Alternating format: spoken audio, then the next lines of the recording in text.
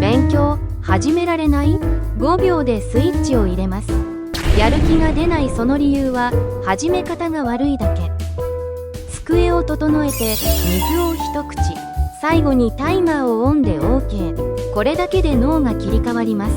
小さな動作がスイッチになり、作業に入る心理学的な仕組みです。フォロー1000人を目指して毎日投稿中。